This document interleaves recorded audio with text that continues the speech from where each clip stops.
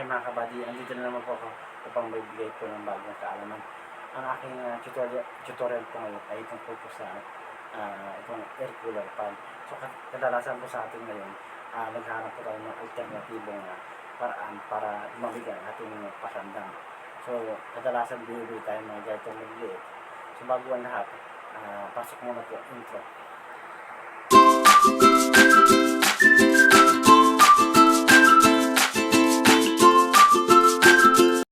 Ito po yung sasabi ko sa inyo na ang tutorial ko ngayon. Ito po yung sasabi ko ng air cooler fan. Air cooler fan po. Ito po yung nilalagyan ng yelo. Pwede rin hindi lagyan ng yelo. Ang yelo po dito sa ibabaw nilalagay po mga kabady. Pero kung ayaw mo naman ng yelo, pwede naman yung pan lang. Yan, 1. May number din hanggang 3 numero. 2, tapos yung 3. Ito po.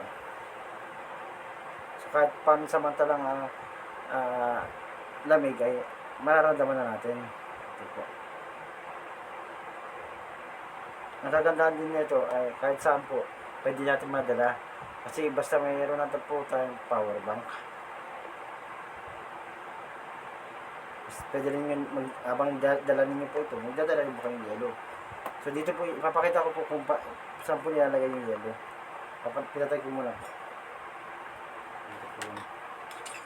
Ito po may yelo na po ako. Lalagay ko na po dito.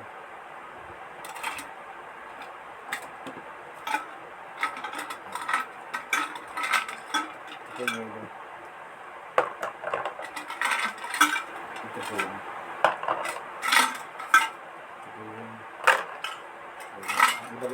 Kahit basta huwag hanggat maaari mga kabady, huwag yung pupunuin. Kasi mahirap naman po napuno. Pwede mabasa yung saksakan sa likod. Ito po. Tapos po nalagyan ninyo kahit ilang yelo lang. At yung cube ice lang pwede na po yun. Number 1 nyo. Number 2. Number 3. So yan po.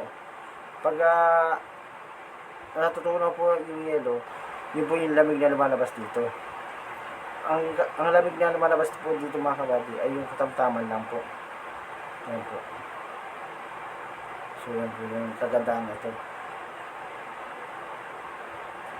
Pero kung ayaw po yung gamitan ng yelo, pwede naman po. Yung ipapakita ko, patay ko lang muna po mga kabady. Ang risky lang po dito mga kabady, yung kapag once na matunaw ang yelo, itong plastic cover niya to, lalo na dito nakasaksak yung USB cord, magkatabi pa. Once na matunaw itong yelo, ang mangyayari, magmo-motion dito, hindi malayong magkaroon ng grounded.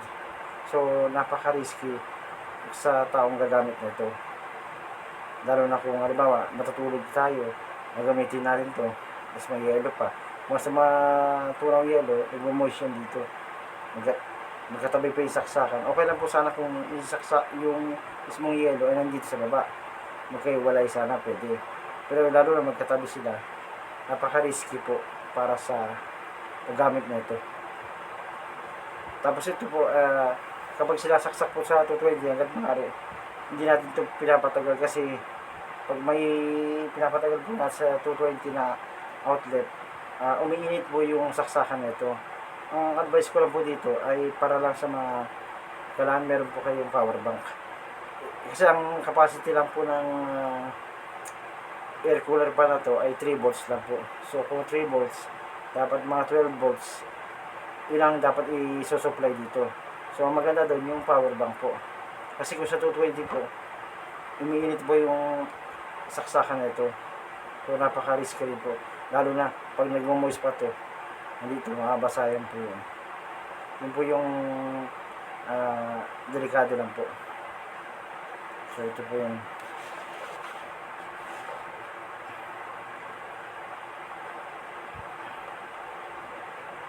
buksan ko na lang po ulit mga kabadigan po. Pansamantala sa panahon ngayon na tag-init, may alternative tayong paraan. Pero alamin po sana natin muna bago tayo makagamit kung ano yung maging para maging ligtas po tayo sa paggamit ng bawat appliances. Yun po yun. So, yun na po yung tutorial ko. Maraming salamat po mga kabady. Hanggang susunod po. Okay mga kabady, nakita po ninyo kung paano po gamitin itong air cooler fan. Yun po ang kagandahan nito. Kahit saan nyo po dalhin ay pwede siya. Basta may power bank lang po kayo. So hanggang sa mga susunod na video ko, huwag po kayong magsawang manood sa akin mga video. Maraming salamat po. Sorry po.